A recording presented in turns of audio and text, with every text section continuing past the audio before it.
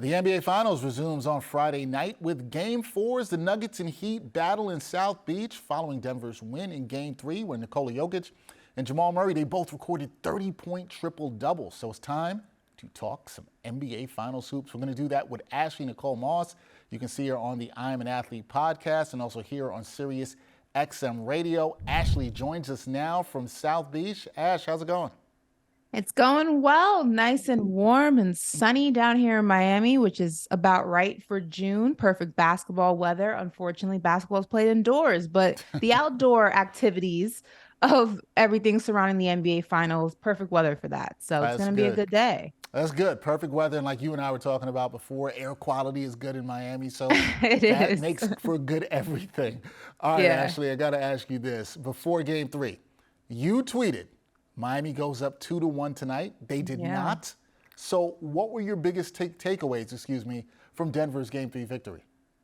One of the things, one of the reasons I picked Miami to win that game was one, they're playing at home. Role players tend to play better at home.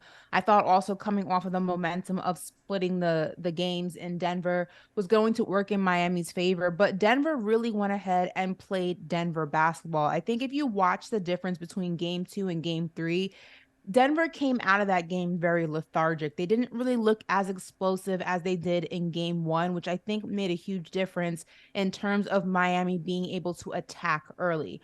They really went ahead and capitalized off of like the lethargic and just gaps within the Denver offense and the defense.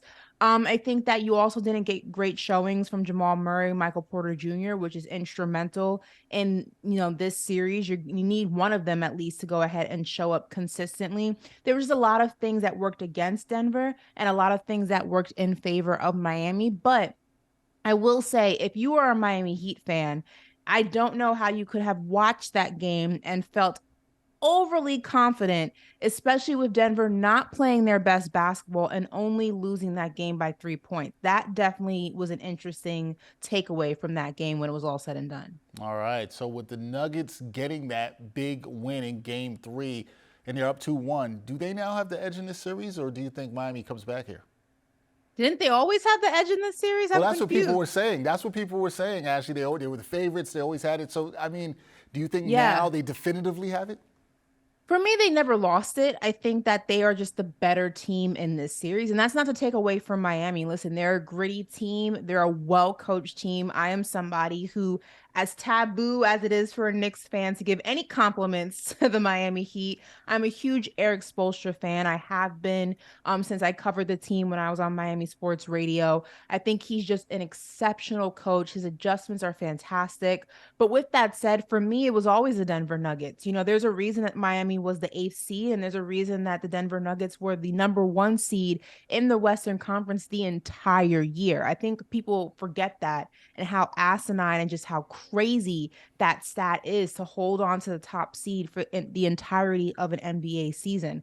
So, with that said, for me, they never lost the edge. I think that even when they're not playing their best basketball, that's a really good basketball team. And game 2 was just another proving point in that argument.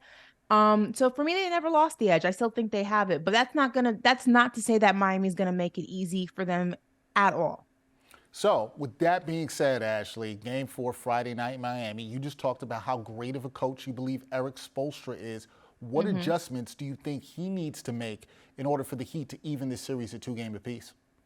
Two things. Miami during the regular season was not one of the better shooting teams. I believe they were top 3 in worst shooting teams, which is a reason why they were the eighth seed in the East, right? So one thing you can't rely on are your supporting cast members or that three ball to constantly fall. You have to figure out other ways to go ahead and attack the basket. If you look at the Denver Nuggets, they are a prime example of what that does. If the three ball isn't falling for them, they attack the paint or the mid-range game. And Miami has to go ahead and follow a similar formula because you don't want to live and die by the three. That's why Boston's in Cancun right now. Another thing that I think you're going to see Eric Spoelstra do is he says this all the time. This Miami Heat Heat team is at their very best when they're playing gritty, when they're going ahead and getting those second chance opportunities, when they're living on the boards, when they're diving for the ball. That is when they're at their very best. You didn't see a lot of that aggressiveness in the last game, which is one of the reasons why it was such a blowout. I think you'll see both of those things adjusted in game 4.